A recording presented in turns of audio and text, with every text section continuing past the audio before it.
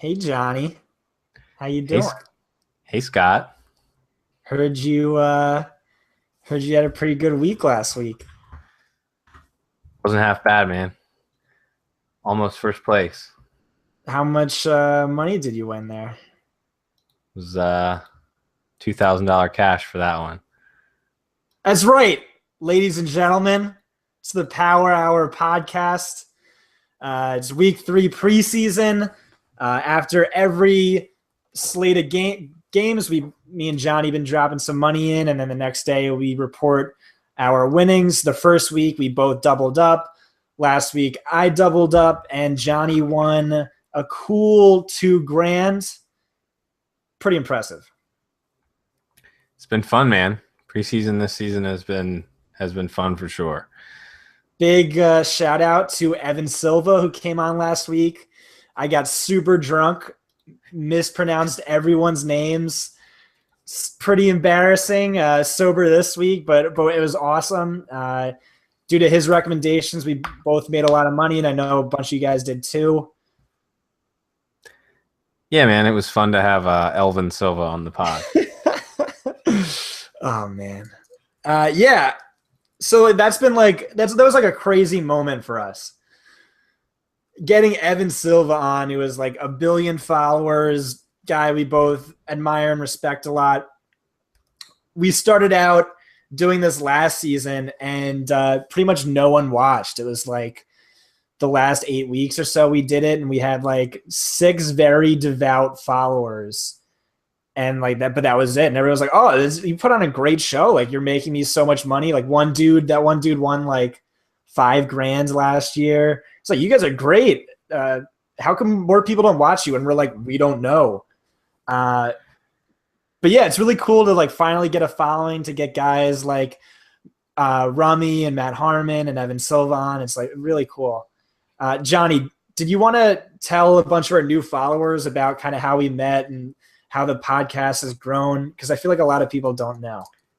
Yeah, so Scott and I both wrote a wide receiver versus cornerback article last year, and Scott loved to come and like big time me on my article and just talk it up. All right. And Well, then I finally found out that Scott wasn't as old as his Avi, and then things continued on from there. Well, all right. To be fair, I had like 300 followers, and you had like 150, so that makes me better than you. And it's like a really tough article to write. Like wide receiver, like today, even people were like, "Wow, the Browns have a great starting 3 wide receivers of Terrell Pryor, Corey Coleman, Josh Gordon." It's like, okay, well, like who's the slot out of that trio? Like people just don't think that far ahead. They think like Richard Sherman will line up against Larry Fitzgerald in the slot, which just doesn't happen. Unless you're the person who took over my article at Number Fire. So I finally read your article. I'm like, holy shit, this dude knows what he's talking about. So I followed you. You had like awesome advice. We would talk each week about different wide receivers we like due to cornerback matchups. We would chat a ton, and I'm like, oh man, this dude's super smart. And I was getting destroyed in DFS the first few weeks, and then you were like, you can finish the story. Oh, well then Scott's process for the most part was just not good. He loved to put all of his money in every single week and Yeah. play as crazy of plays as he wanted to, and we tweaked it and got Scott back on track. But now, then we started the podcast that happened once or twice a week, and mostly talked, or happened once every 2 weeks or so last year. But now we're here to do it every week and try and give the best recommendations we can. This is a beautiful story, John. And Yeah, I just man. want to say, like you're my podcast partner and my DFS partner, but like now you're also like my life partner, like walking through life with me, more than just that. You've been over my house. You want It's to talk about true. my birthday? Did meet Scott, went to his birthday party. Everyone just got really drunk. Pretty much exactly this as you see on the podcast is real life. The entire town wanted to fight us. We met a stripper. We played basketball with strangers at 3 a.m. We went whitewater rafting in a hurricane. Is all of that true, Johnny? It's true. It's true. It's all true. All right, people don't care about us anymore. I'm sure the chat's crazy right now. You just jump into the slate. We're on preseason week 3, which typically means this is the week that starters play the most they do all preseason. Just looking at week 3 last season, the top scorers among all receivers were Rashad Ross, Martavis Bryant, Fred Williams, Jeremy Maclin, and Golden Tate, all in the top 5. And then in the top 10, you also had Eric Decker, Jalen Strong, Jeff Janis, and Alan Hearns. So really, it looks like you want to play starters who are going to see a lot of snaps, or really athletic rookies, or Rashad Ross. Does that sound right, Johnny? Yeah, I mean, you really, the first 2 weeks, you're really kind of looking for guys who you think are just going to play, guys who might not make the team, guys who are going to just play a ton in the second half, and just guys that are camp standouts and or maybe auditioning for trades or whatever. But then week 3 is kind of when you think of as what they would call the dress rehearsal for teams, where they are trying out new plays, sort of seeing where guys are going to work, possibly seeing 2 receivers who are competing for like a 2-3 role, or even a running back who's competing for like a 3rd down or a goal line role. So you're looking at guys who are actually going to be viable regular season contributors versus a guy who is the 7th string wide receiver who you're playing in week 1. You're not going to be doing that this week.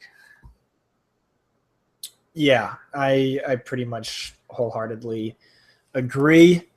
You want to just jump right into this thing? Yeah, man, let's do it. All right, first game up is Patriots at the Carolina Panthers. I recommended Jimmy Garoppolo last week and got kind of lucky with a Brett Hundley injury. It turned out to be a pretty solid play. Me and Johnny were just talking before the show. He thinks Jimmy's been terrible. He kind of has in the red zone. He's also gotten unlucky in the red zone with some Blunt touchdowns and some Gaffney touchdowns. But he's leading all preseason quarterbacks in passing yards. He's top 3 in snaps. But last week, Brady was supposed to play, but he cut himself with a pair of scissors or something. Johnny, what are you hearing? Is Brady going to play at all? So there's really not a whole – I mean, the Patriots are a team that you really don't hear a whole lot from until the night, the day of, the night of. But the thing that's nice about the Patriots is in the preseason, completely opposite of what they are in the regular season. If they tell you someone's going to play 2 or 3 quarters or whatever it is, it usually happens. I mean, they are honest in the preseason. So what you really want to look for is how much Garoppolo is going to play. I mean, Garoppolo is a guy who could play 4 quarters tomorrow, and it wouldn't shock me at all. But he's also a guy that could play just the first half because they want to, start preserving him a little bit for the regular season as well. So he's someone you really want to monitor, because 4 quarters of Garoppolo is great, but 2 quarters of Garoppolo is not, when there are actual legitimate starting caliber quarterbacks who are also going to be playing 2 or 2.5 quarters tomorrow as well. I think that makes sense. If you're going to have starters playing well into the 3rd quarter, if we don't see any light being shed on this situation, it kind of makes sense to target the quarterbacks who are good if they're available. I guess the running back situation, Blunt has been a super sneaky play so far, and if the starters do see more work, it makes sense he might be an even better play this week.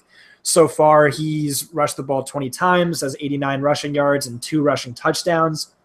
Gaffney, meanwhile, has the same amount of carries, with 6 more rushing yards, 1 fewer rushing touchdown, but he's also gone 5 for 18 through the air. So the thing about the Patriots that's really interesting for this week is that we find out Dion Lewis is going to be missing time. And the guy who's probably going to replace him is Scott's favorite all-time running back ever, James White. So there's a good chance that we may see a lot of White. And White's one of those guys who is solid enough that if he's going to get some run in a preseason game, he's going to probably be better than a lot of second stringers or whatever he's facing later in the game. But the Gaffney thing is interesting because it seemed like they were really interested in this kid, and then last week he got, what did he get, 3 or 4 goal line chances in a row, Scott, and he just looked like total ass on all of them. He had no push. He should have scored. He just didn't. And he came out of the game, and Blount went back in. So that was definitely a big negative for him. And I think Gaffney is probably going to be popular again, but I'm not so sure of how much he's going to get. I think we might see a lot of Blount and White tomorrow. So you stole my my super sneaky play, which is James White, the guy whose PFR page I've sponsored. Do you know who's second on the Patriots in preseason targets right now? James White. I'm guessing it's James White. That's right. And then in 2015, he had 8 targets, which was second best on the team. And he went 7 for 93 through the air, and then also second in carries with 27 last year. So I do agree. I think he's a sneaky play. I also like Blount a little bit more than Gaffney. I think they're both probably in play this week, especially if you believe in maybe if you hear Brady's playing, I'd bump up Blount a little bit more just because he could run in one of those touchdowns with the first team. I just want to say, dude, Romo's hurt. Wait, what? The game started 10 minutes ago. Romo is hurt. Oh, my God. Already? Yes. So, well, right. Christo, who just asked what we're drinking tonight, we're gonna pour one out for Tony Romo's back. And all my Romo shares. I can't think about this right now. Wide receivers, I think there's maybe only one person in play, and even then, not really. Reports are Amendola is going to be on the PUP to start the season. Malcolm Mitchell had that pretty gruesome, at least appearing injury. And then there's Aaron Dobson, who's second in the NFL in preseason snaps right now. Apparently he's fighting for a roster spot. Went 6 for 4 for 37 last week. Any interest in Dobson? Yeah, so I wrote down 2 wide receivers for the Patriots who are probably the only 2 that I'm looking at. One a little more, and Scott knows who my boy is over there. But yeah, I think Dobson's interesting because Dobson has been on like the second team with Jimmy Garoppolo for like forever. So there's definitely chemistry there, and that's something big in preseason too. And he's always been like supposedly talented, and that's kind of what I look for on a guy who might be on the roster bubble who's going to get a lot of run, is if he has talent, and Dobson does. So if he gets the targets, then he should do something. And Edelman is out. He's unlikely to play. I doubt Gronk plays. So I think we're going to see a lot of Dobson. And then if you want to go ahead and switch over to my other popular boy over there is going to be the great white hope, Chris Hogan.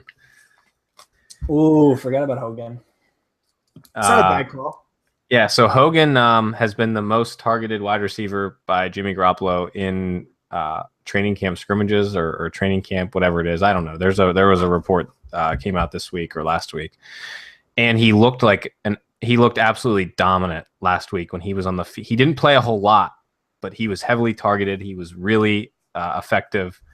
And Hogan's probably one of my, and this may be homerism because I'm a huge Hogan fan, but he may be my top wide receiver play on tomorrow's slate, because I think now that he's healthy, he's going to get a ton of run with Garoppolo, just on the off chance that Edelman's not ready by week 1.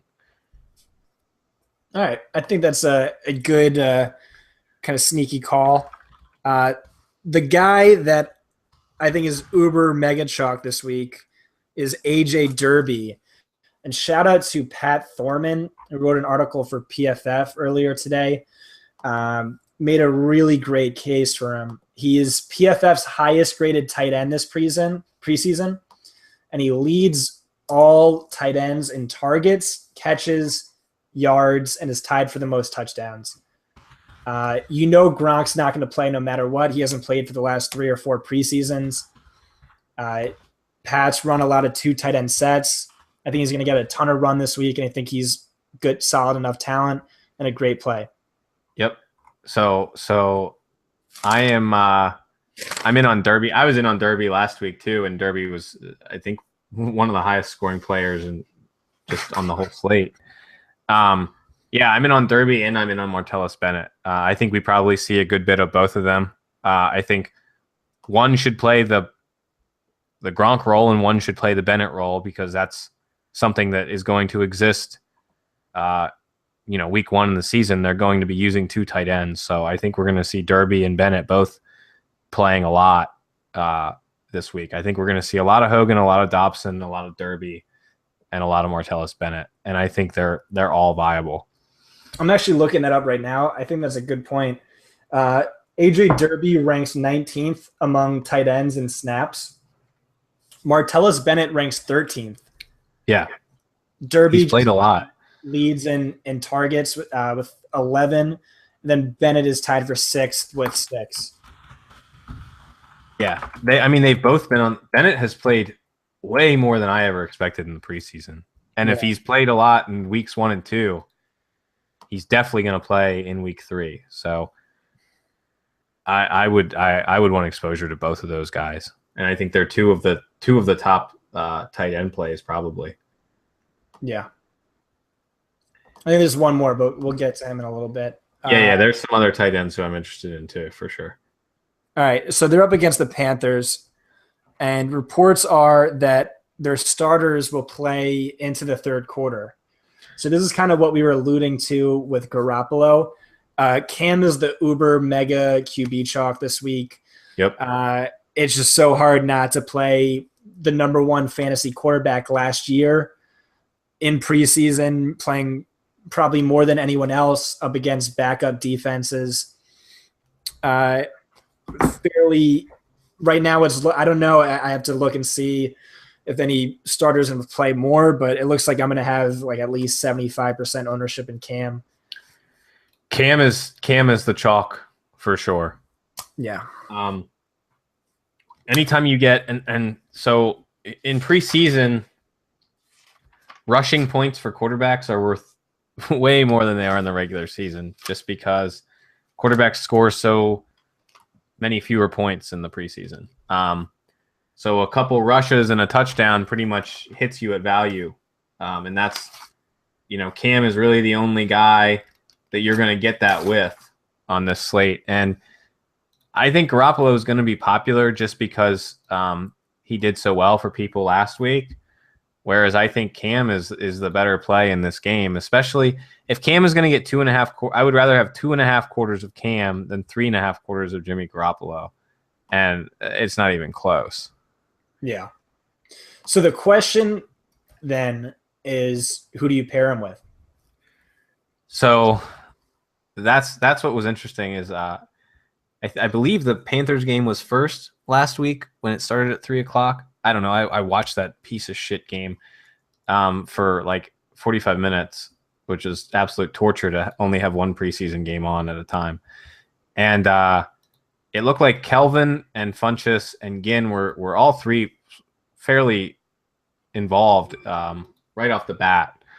But Kelvin was definitely the guy who was getting the early targets from Cam. So especially as a guy that everyone and their mother hates, I think he's probably going to have lower ownership than he probably should for this game. And I think Devin Funchess is going to be super, super popular, but Funchess is still operating as the wide receiver 3. So Ginn and Benjamin are going to see more snaps with Cam, and I think you can probably use both of them. I would prefer them to Funchess, but I think you can play all 3. I'm looking it up right now. Benjamin ran 7 routes last week, and he got 2 targets. So, did they not count? Did one of them not count? I think he had 3. Could be. I don't know, but that's fine. He wasn't on the field for very long, but he was definitely the guy who Cam was throwing the ball to when he was there. Ginn had 1 target, but with Ginn, that's kind of what happens with Ginn. So that 1 target went for 61 yards and a touchdown, which is very Ted Ginn-like. You also could have dropped it and done nothing for your fantasy day. Another guy I'm hearing a lot about is this guy, Kevin Norwood. I think it's Kevin Norwood. Apparently he's been popping in camp all week. Last week he had 4 targets, went 3 for 31 with a touchdown. Any interest in Norwood? Or are you sticking with that starting duo? No, Norwood is a guy who is tough to kind of figure out, because if we knew for a fact, Funchess wasn't going to play in the slot or something like that, then I think Norwood would come into play. But I'm guessing Norwood is not going to come in the game until one of those 3 is done for the day. So not really digging him. But, if we hear that one of those 3 is going to sit for whatever reason, then I would be in on Norwood. But if Cam's going to play 3 quarters, then Norwood's going to get a quarter and a half in the 3rd and the 4th. Not really all that stoked about him. And so the starting trio then is Benjamin on the outside, Ginn on the outside, and then Funchess in the slot? I think probably Funchess and Ginn are probably both splitting slot and outside snaps. Okay. But, and Philly Brown is hurt, right? Didn't he got hurt last week, right? Yeah, I think so. Or is his name's Corey Brown, right? Yeah. He's still out of practice. And okay. Greg Olsen has just come back to practice. I can't imagine Greg Olsen's going to play much. No. I just don't see it. They're trying to figure out what's going on with the wide receiver core. They know what Olsen is. They have really no reason to play him a whole lot. So not really in on Olsen. He wasn't even a full participant, I think, in the most practice either. And even if he plays, I don't see him playing a whole lot. And I think if he does play, people might be in on him, and I would not use him at all. What about the running backs? The leader in carries is Brandon Weger with 17. He also has 2 targets. And then the next closest is Cameron Artis-Payne with only 8 carries and also 2 targets. But Weger's only averaged 2.1 yards per carry. Then I guess also if Cam's playing 3 quarters, there's the risk that he kind of vultures one in, which he's been known to do. I'm guessing you're off all these running backs here? Yeah, there's just so much uncertainty. It's like they know that Stewart is the guy, and there's really not a whole lot of reason for them to play him much. So I don't foresee myself using Stewart. And then you've got Fozzie, CAP, and Weger all sort of competing for like the scraps. So good luck figuring out. You're kind of hoping for a touchdown between 3 guys, and I'm not really gonna look to try and figure that out. So I'm probably not touching this running back group at all, unless we hear that, like, if they were to like cut someone tomorrow or something, and that opens up a spot, but I doubt it. Okay, so if you have a ton of Cam, what are your main stacks? Benjamin? Ginn, Funchess, are you mixing? Yeah, I'm probably leaning Benjamin as my guy who I want to stack him with, but I'm probably also going to have a lot of naked Cam, because that's a confusing wide receiver group to figure out. Okay. All right. Well, let's move on to the Buffalo Bills at the Washington. I just want to say, yeah, if we hear that Brady's not going to play and Jimmy's only going to play a half, then the Panthers are the top defense on the slate. Because the guy after Garoppolo is terrible. All right, we'll see.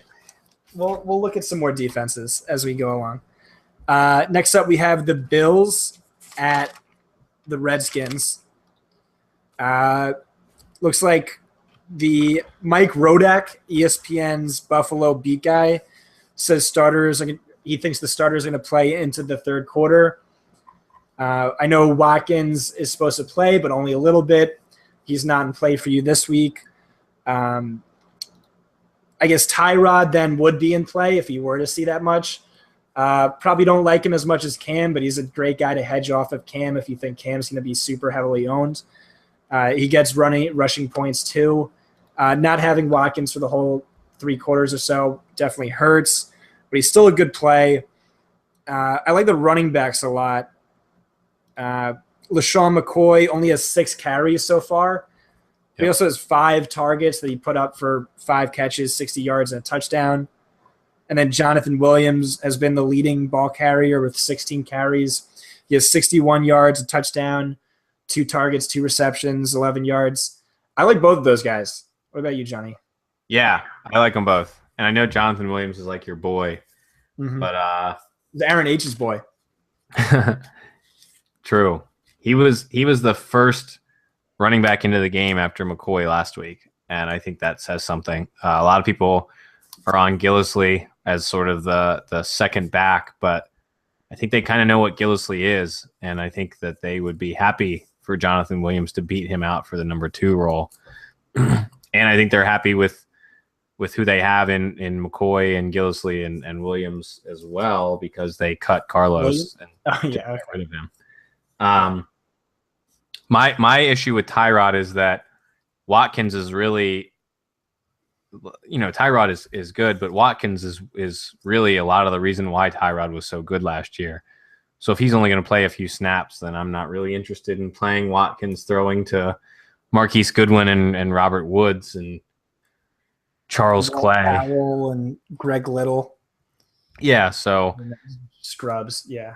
You can sprinkle those. I mean, those wide receivers are all kind of like in play. Greg Little is like, I guess, making his resurgence. I don't know. He dropped a touchdown and then he caught a touchdown last week. Goodwin is seemingly getting a bigger and bigger role there so far this preseason. And then I think you could also make a case for Charles Clay at tight end, but I'm not really stoked about those guys. I'm much more excited about McCoy and Williams. What's that, Johnny? You're breaking up.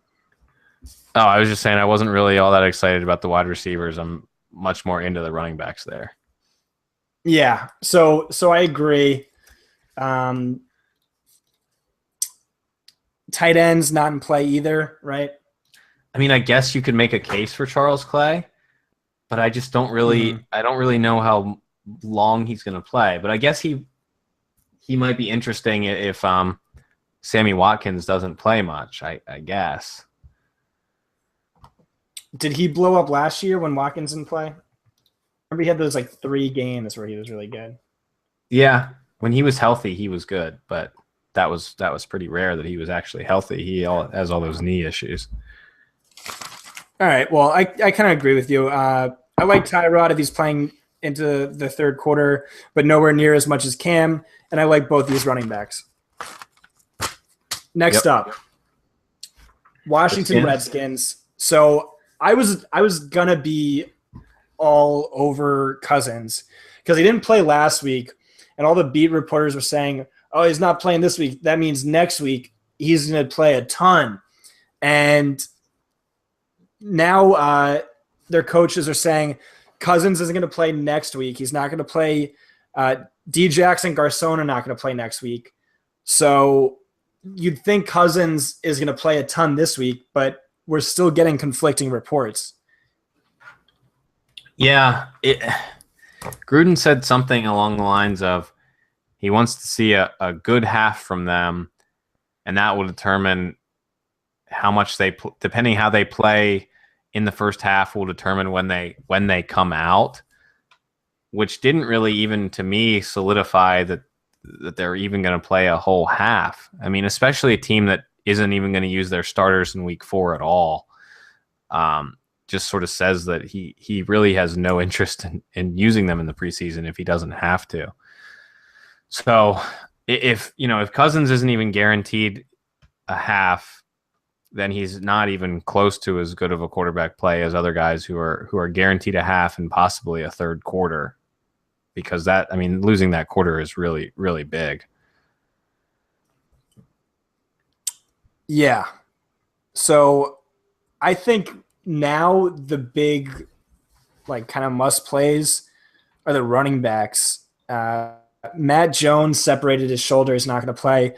Chris Thompson has been banged up. It's really unlikely that he plays, which kind of just leaves us Rob Kelly and Keith Marshall. Yeah, so Rob Kelly is right now the sort of the front runner for the number 2 job there. Or, if Matt Jones is dead, then the number 1 job. I know that everyone was in on Keith Marshall this offseason, but so far he's been pretty bad in the preseason, and he's been getting a lot of slack, a lot of shit from Gruden in training camp, bouncing runs outside that shouldn't be bounced out and trying to do too much. So, and there's also reports that he might not even make the team. So Keith Marshall is on a hot seat, and he's one of those guys that if he does something really stupid, he could just come out of the game. So Rob Kelly, I think we should see a lot of him, and he should play with the starters and possibly with the second string after that. So he's probably one of the top, if not the top, running back play, just because of the fact that he should see, in theory, the most volume of anyone. Yeah, I think he's a top play for sure, and I completely get hedging with Marshall in a few lineups as well, which brings us to the wide receivers. So if the starter's going to play into the first half or possibly into the third quarter, that means a guy like Garcon is probably slightly in play, but even more so, really love Deshaun Jackson. And even with everything, I love Rashad Ross. Yeah. So last year, he was the number 1 fantasy wide receiver, and it was by a lot. So last season, let me pull it up 1 second. Yeah, but no, on Rashad Ross. Go ahead. He scored 76 points last year. The next closest receiver scored 50. And then this year, he's leading all wide receivers in preseason fantasy points with 30, which is only 3 more than the next person, but still. Yeah, I mean, and to add on to that, Jamison Crowder is expected to sit. So those snaps should go to Ryan Grant and Rashad Ross, both. So I think you could probably use either of them, especially when Gruden is not really sure how long starters are going to play. I wouldn't be all that interested in playing Deshaun or Pierre. If they look at all gimpy or anything on a route, they're coming out of the game. So I'd be more interested in Grant and Ross. You don't think Deshaun Jackson could be a good bet for an early deep target that he takes to the house? I would definitely play Deshaun over Pierre Garcon. Yeah. But I don't know. Gruden's comments just bother me with the starters there. Yeah, a lot more uncertainty than you're hoping for. What about Jordan Reed though? When tight end is just such a piece of crap position in the preseason, if you can get an elite starter, which obviously Jordan Reed is the tight end too, then for half a game or maybe a little less, there's a chance that they can pay off the value in that short period of time. So yeah, I would be interested in Reed. All right, you want to move on to the Steelers? Yeah. Okay. This is Steelers at the New Orleans Saints. I was looking at their top players in fantasy points, and really nothing has come out of that offense whatsoever. In fact, they've been terrible. They've been the team to put your fantasy defense up against. Their highest fantasy point scorer is Kobe Hamilton with 13 fantasy points. Landry Jones and Dustin Vaughn stink. So really it comes down to how much Ben's supposed to play. They also signed a quarterback named Brian Renner 5 days ago who's supposed to play. This looks like, again, like the team to play your defense again and not start anyone from. Yeah, it totally depends on how much Ben plays. They said Ben will play, but we haven't heard how much he's going to play at all. If Ben was going to play like a half, then, you know, the Saints defense is still in play. But I would much rather play the Saints defense if Ben was only going to play like a quarter. But we really have no idea how long Ben is going to play. You can't play Ben at all.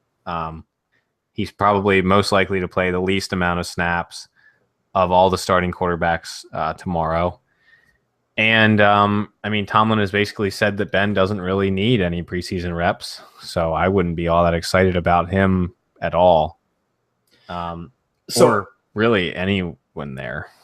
So I agree. I think people are going to get excited because they're going to find out that Le'Veon Bell and Antonio Brown are going to be playing their first snaps of the season, which is true.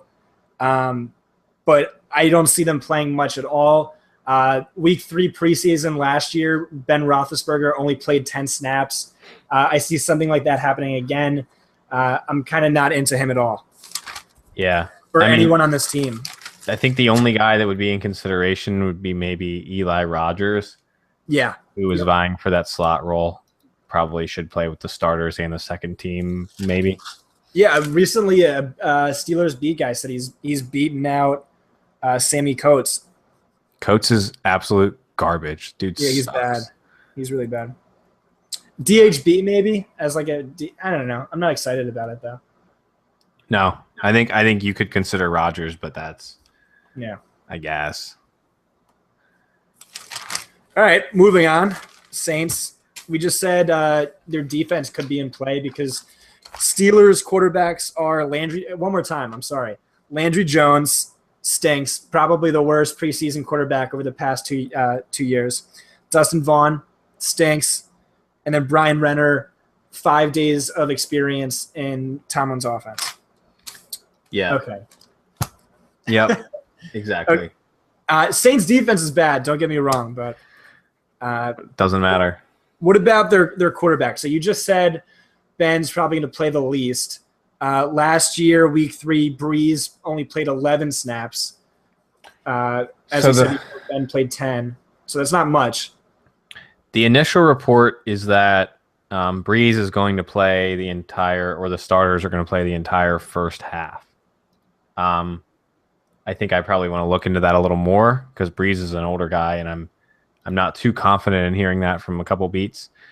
But if Breeze does play the entire first half, then he's obviously in play because he's one of the few elite quarterback options, and a half from him is more valuable than a half from Jimmy Garoppolo or someone like that.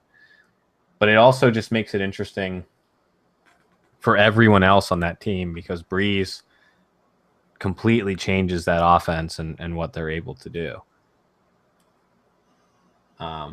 So here's my thinking. You said you think Ben plays the least amount. I think Aaron plays the least amount because he has, or I don't know. I think Aaron. Those two, yeah. Those two. Aaron, yeah, Ben. But with Breeze, you kind of have like chemistry problems with Fleener. And then a rookie wide receiver that you want heavily involved in Thomas. So maybe he sees more snaps than the other two. I don't know. It's interesting, yeah, because I mean they have a lot of changing of the guard there. You got Cooks, Thomas, Snead, and Coleman trying to figure out exactly who's playing what, and then Fleener who's sort of seemingly having some struggles in camp. So yeah, it's definitely possible that he plays more than we would expect. If you're trying to figure out who your starting 3 wide receivers are, it kind of makes sense. Okay, let's get them some live reps preseason with their quarterback. and see who outperforms who. So maybe. I just no. I wouldn't. At his age, I don't see him playing a whole half, but it's possible. Yeah. It's all narrative street right now. And that's something that's something to read more about tomorrow for sure. I mean, if we get confirmation that Breeze is guaranteed a half, then that's legit. But so far, just kind of rumors. Yeah, and everyone, make sure you follow Johnny and check Johnny's timeline tomorrow.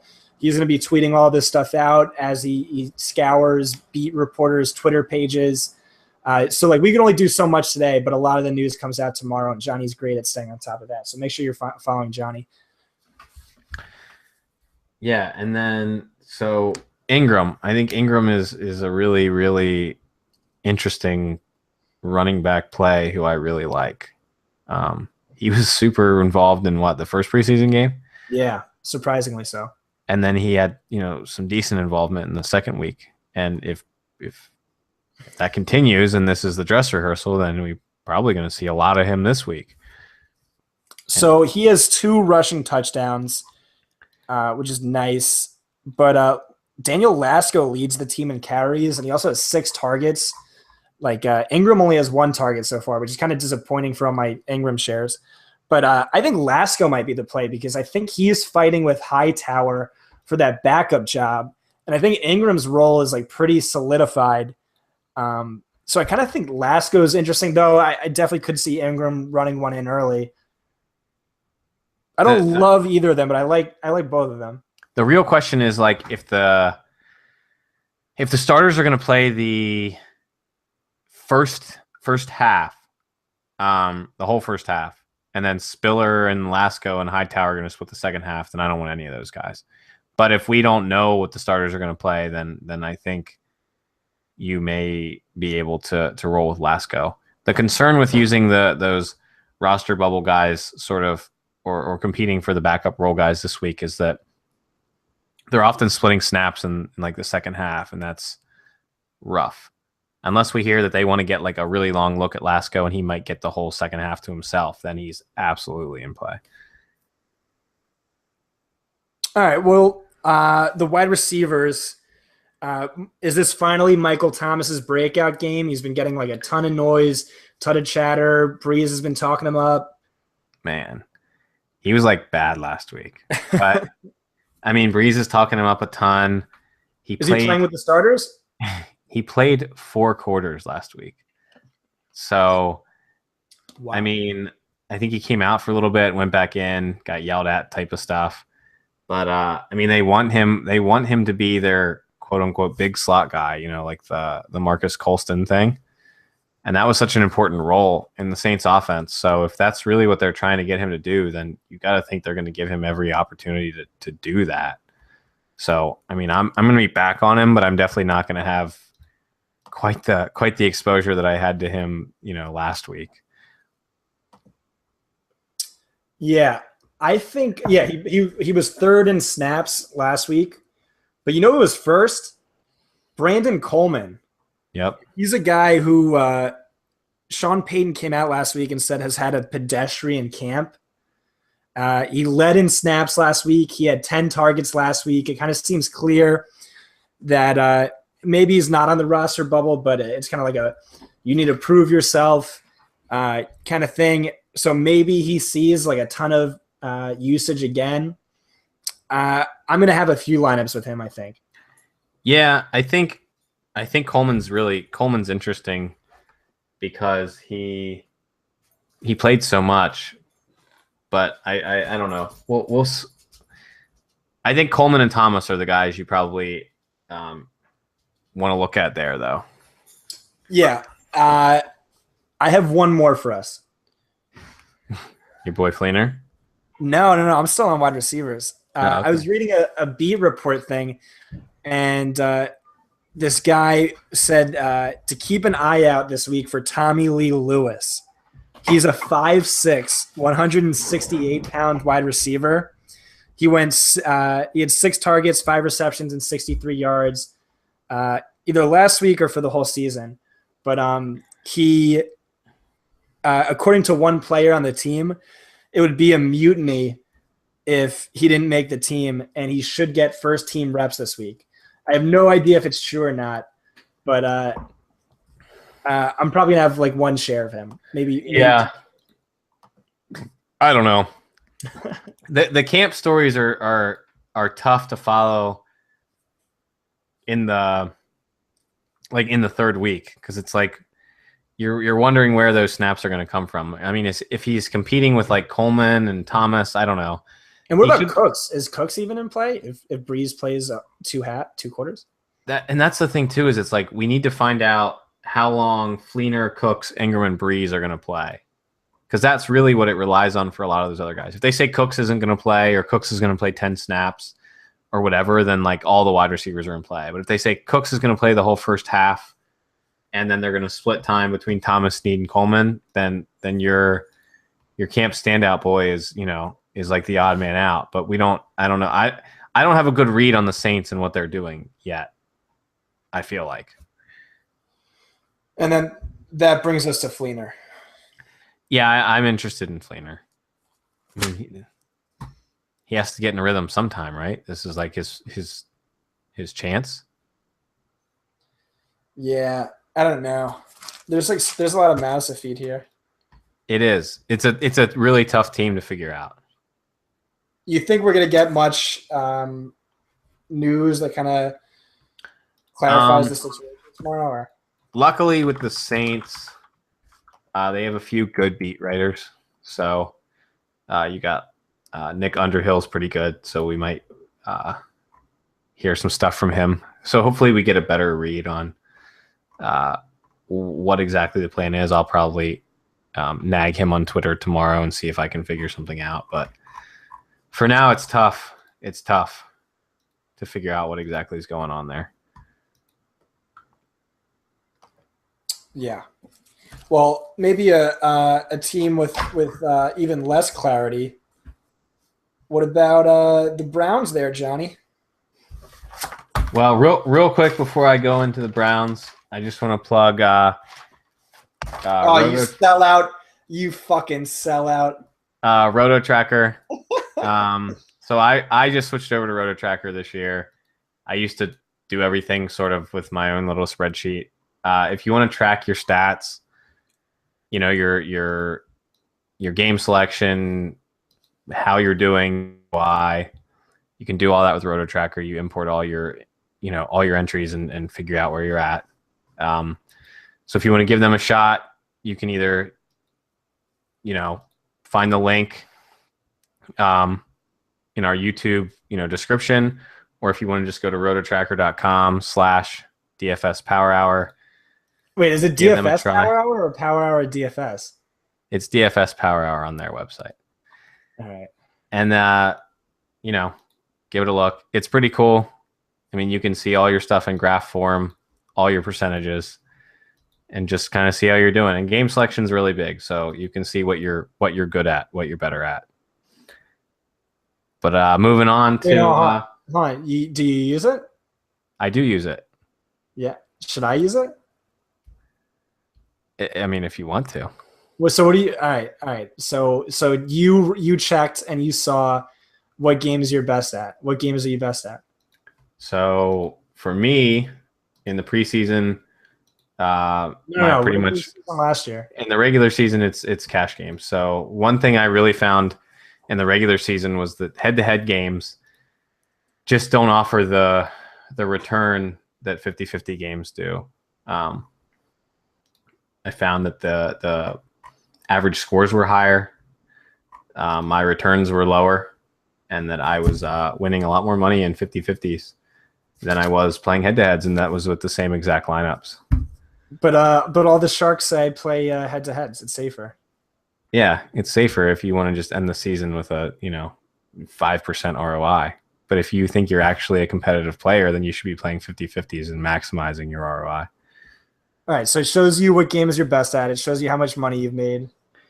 Anything else? Yeah, you can look at your graphs. You can see your best weeks when you had your spikes. You can look up players who you're good or bad against. So if you're somebody who plays a lot of head-to-heads, you can see that guy who's just like, eating your lunch every week, and you can avoid him. Is it hard to use? No, it's pretty easy, man. It's all there on the website. It's all through their HUD. What's the name of the website? One more time. RotoTracker. Okay. And what's our link? rototracker.com/DFS Power Hour. All right, guys. If you want to support us, support the pod, definitely do this thing. I'm going to do it too. Johnny sold me. And also subscribe on iTunes and give us a review and all that good stuff if you love us and we make you money. All right, Cleveland Browns. Josh Gordon and Corey Coleman are both playing. So here's the thing. Yes. You know who RG3 has chemistry with? Josh Gordon. They played together at Baylor. Yep. You know who has a quad injury? Josh Gordon. You know who the Browns might possibly be shopping and might want to give him the spotlight this week? Josh Gordon. Yep. What are we doing? I have no idea. You know who else played at Baylor? Who? Corey Coleman. Wait, with RG3 though? No, but similar systems. But anyways, yeah. So whether it's narrative street or not, either they're trying to get Gordon into regular season form, they're trying to trade Gordon, they just want to see what he's got. They want him to get hit. There's no reason for them to not just play the hell out of him. I just can't find a reason for him to not play a ton of time. And he's been playing with the starters all week, which really just kind of tells you that they're prepping him for a legitimate role in this game. He's going to be popular, but I think it's for good reason. And I think you can play Griffin too. Yeah. What about so Pryor's in play, Gordon's in play, and Coleman's in play? Yeah, I think the 3 wide receivers and Griffin are all in play. Ugh. It is gross. There's like so many wide receivers that are already in play. Yeah, it's true. But at least the Browns are focused in on those 3. They're competing for the 1, 2, 3 spot. Yeah, before there was like 9 rookies and like a Seth DeValve who may or may not have been a wide receiver. So now it's just these 3 guys. Yes, that seems to be But where we're at. It's still 3 guys we're supposed to get excited about on an RG3 led offense. But the thing about them, okay, and I was talking with Pat Thorman about this earlier, is that they are all 3 like perfectly suited for what Griffin does, and it's that he throws. I mean, he can throw bombs, man, and these guys are all burners. But it's a Josh McCown revenge game. Yeah, play. I don't know. I feel like I like all those guys. Running backs are a mess. Tight ends are a mess. Fade both those. Pretty much. I mean, unless we hear something for the running backs, I wouldn't really know who to play. All right. Let's go to the Buccaneers and give Pat Thorman his 3rd shout out of the day. I was reading his article. He talked about how he tipped me off to what Dirk Coder said. He said the starters are going to play into the 3rd quarter in Friday's preseason home game against the Browns. Yep. And then Doug Martin is banged up. He has a rib injury, which puts Charles Sims in play. And if the starters are playing into the 3rd quarter, Mike Evans is in play. And then I think ASJ is in play. Yep. And then Jameis, maybe a rebound game for Jameis. He sucked last week. He only completed 30% of his passes. He threw an interception. And what team for a rebound but the Browns and their terrible secondary? Yeah, so Jameis is another one of those, he runs the ball type of quarterback. So he's not a mobile quarterback. He's not super mobile, but what did he have? 7 rushing touchdowns last year? 6 rushing touchdowns. What? Dude. Yeah, dude. He had that like one amazing run where he like PFF recorded it as having like 6 missed tackles in like the 4th quarter with like 30 seconds left. I forget who that was against. He's like watched it. He's like really drunk guy trying to get out of a crowd type mobile. He runs like a white guy though. That's what I'm saying. He's like Jay Cutler mobile, but like a little better. Okay. But yeah. So dude, he had 53 rushing attempts. He had the second most rushing touchdowns in the league last year. He had 6. Wow. Yeah. And he had 53 rushing attempts. So anyways, he's like sort of mobile. And if he plays into the second half, like into the third quarter, then he's definitely in play. I still like Cam better, but I think he's in play for sure. Is Cam a better runner than Jameis? I mean, yeah. But no, Sims. If Doug Martin sits, Sims is probably your top running back play. He catches the ball a ton. He's a decent runner. He'll probably be involved in the red zone. Good shot for a touchdown, I think, and a good shot for some catches. And then, I mean, beyond Evans and Vincent Jackson, the wide receivers there are just absolute shit. So I'm probably not even going to mess with them. But I think Austin Seferian-Jenkins is one of the top tight end plays on the slate because, I mean, I'm going to let you talk about your boy ASJ, Scott. Yo, man, he's been my boy from the start, and his ADP has just been declining. And I've just been buying and buying it. Everyone's talking about Cameron Brate, and you know what? He stinks. He's just terrible. Preseason so far, ASJ's 5 targets, 5 receptions, 46 yards. Brate, 5 targets, 1 reception, 5 yards. Don't be scared off by Brate. ASJ's back in the good graces of Dirk Coder. Probably mispronouncing his name like I do everyone's name, but that's okay. Yeah, it's fine, but that's fine. Yeah, dude, I think he's a solid play. I think I like Derby a little bit more. Bennett maybe a little bit more. And then I think right after that it's ASJ. Yeah, he's definitely in consideration for one of the better plays on the slate. That's for sure. And I guess Evans, yes. Oh yeah, no, he's locked into he's one of my top wide receivers, if not the top. Yeah. As much as I hate him, right? Don't care. Yeah, he should play a lot. So that's about all I'm looking at. There is probably Jameis, Evans, ASJ, and Sims. Yeah. Hard to see Vincent Jackson playing a whole lot at his age. Yeah, no. I got a question for you. Is your buddy doing up notes on the podcast again like he did last week? I will find out. Probably. We should tweet that out again. To everyone listening, his buddy did a write-up. So I know some of you are taking notes at home. He did that on an Excel spreadsheet and shared it last week. I know a lot of people found it super useful. We'll push him to do it again. All right. So the last game of the slate is Green Bay at 49ers. And the highlight here that we should keep coming back to for every guy we talk about is the Chip Kelly pace of play. So Chip Kelly runs a high-speed offense. He's run it a high-speed offense all preseason. What that means is a ton of snaps for his players, a ton of snaps for the opponent's players. So whatever John Crockett did last week, like if he had the same kind of percent of snaps, his total snaps, his total carries and stuff kind of jumps up as well. So Rodgers is going to play. We don't know how much. He said recently he feels like he doesn't need to play at all to feel ready for the NFL. He says, there's not much to gain from beating up on like bad, depleted second string defenses. He's a guy I don't think is going to play a ton, maybe like 10 to 12, 15 snaps. Not too excited about him. Jordy is not going to play. Hundley is not going to play, which leaves us with Joe Callahan and Marquise Williams. So if it's confirmed Rodgers only plays like a series, then I think the 49ers defense could be in play.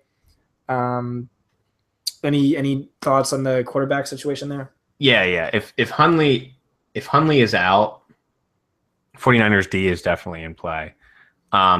If Hundley plays, I really don't know what to do there. I'm hearing he's already out. He's already out? Yeah. Well, then if he's out, then you could definitely consider the 49ers defense because the guys after him are not good. So, but I mean, you can't play any of those guys at quarterback. So none of those guys are in play. No. And then Jordy's not playing. What about Cobb and those guys? Nah, right? I mean, yeah, you can't really.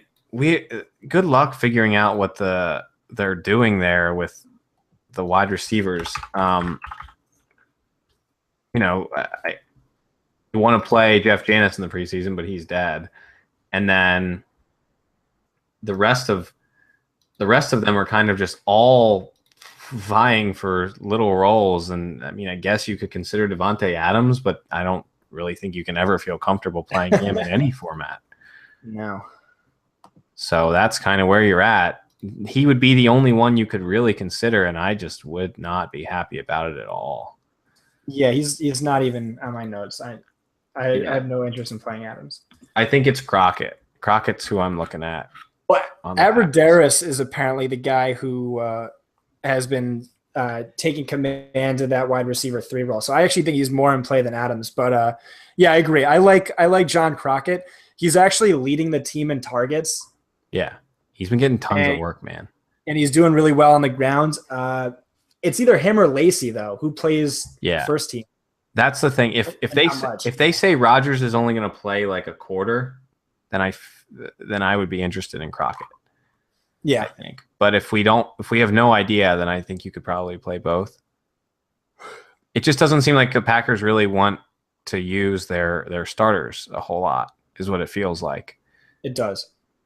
But I think a guy you can use is going to sound really gross, but is Jared Cook. Yeah, I knew you were going to say that. Why? So Cook he's back to practice. He's been doing well. So far, Rodgers seems to like him. So I have no problem using him to sort of get acquainted. I feel like Rodgers may target him a good bit on the first drive, and then I feel like Cook's probably going to keep playing. I probably don't like Cook as much as ASJ or the Patriots tight ends, but I think he's definitely someone you could consider. I think he's in consideration. I don't think he's going to end up on maybe any of my rosters, but I get it. And GIFs have been coming out, all GIFs, again, mispronunciation, I don't know, have been showing him like catching some like crazy passes from Rodgers. It's possible. Did he play much at all last week? He had 2 matches. I don't think he played a whole lot. Yeah. But I'm interested. I wouldn't say I'm excited. No, honestly, you know who I'd play over him, I think? The tight end from our next matchup or our next game. Yeah, he's definitely Same up games, there too. Different team. Vance McDonald. Yeah, Vance is definitely one of the top plays. It's an interesting week because I think there's a lot of good tight end plays, but Vance is way up there. He's been pretty heavily involved in the preseason. 6 targets, 5 receptions, 92 yards, and a touchdown. That's what he's done so far this preseason. Yeah, he's been good. He's been Gabbert's like go-to. The concern is that if Kaepernick starts, I'm hearing Gabbert is very likely to start, but Kaepernick is definitely going to get some play. Right, and it's still a little bit. If Gabbert starts, Vance is a great tight end play. If Kaepernick starts, I don't know, because Vance is like Gabbert's guy, so far as what it seems like. So it's definitely a downgrade if it's Kaepernick, because Kaepernick was, if I remember right, he was a downgrade for Vernon Davis. He just wasn't really a tight end guy. So pay attention to that. But I like Vance. Right? That was the narrative last year.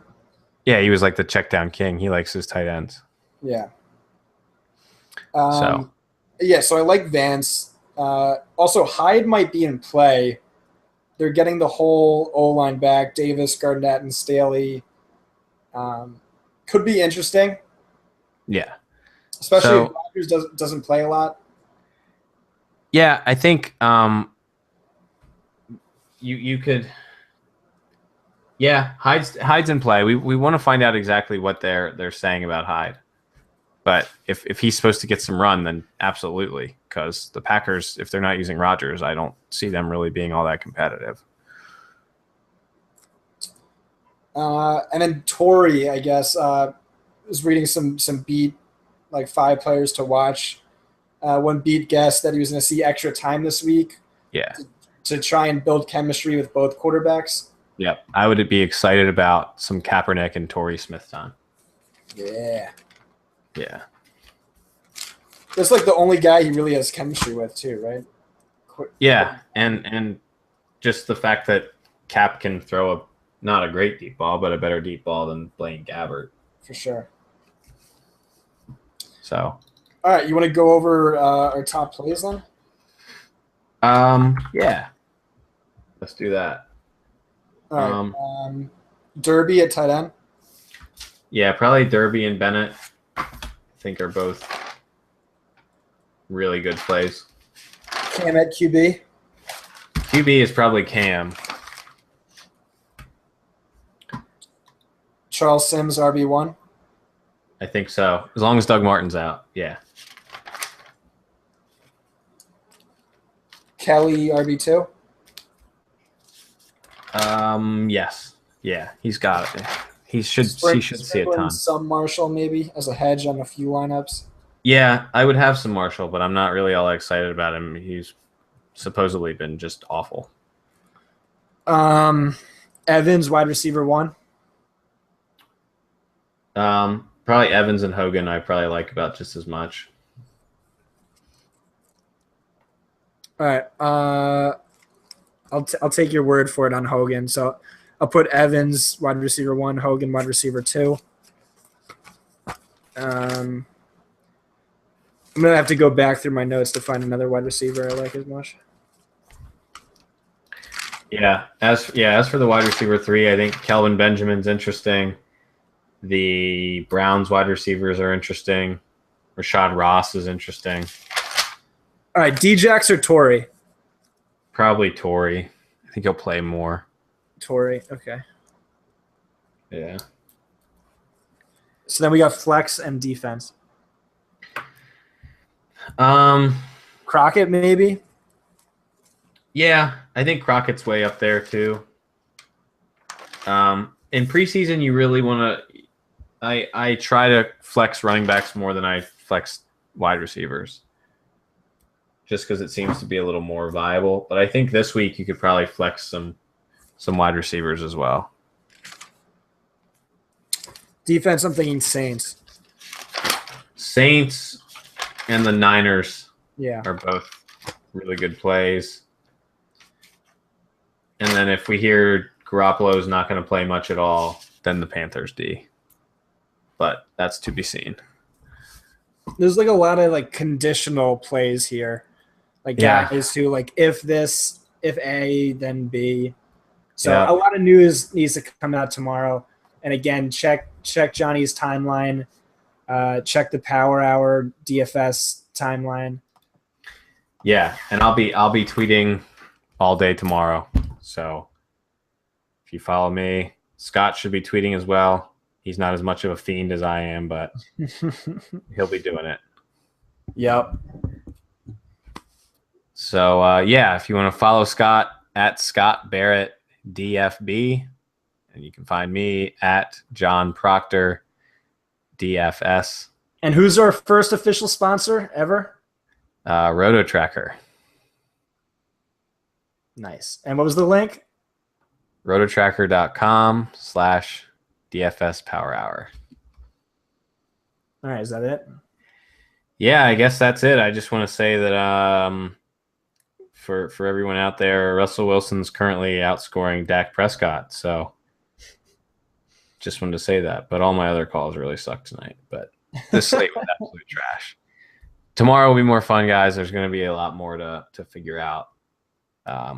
Hopefully no one played too much on this slate because 2-game slates are garbage. Yep. Any final thoughts, Scott? Nope. Thanks to everyone for listening, following, all that stuff. Appreciate it. Yeah. We'll talk to everybody tomorrow.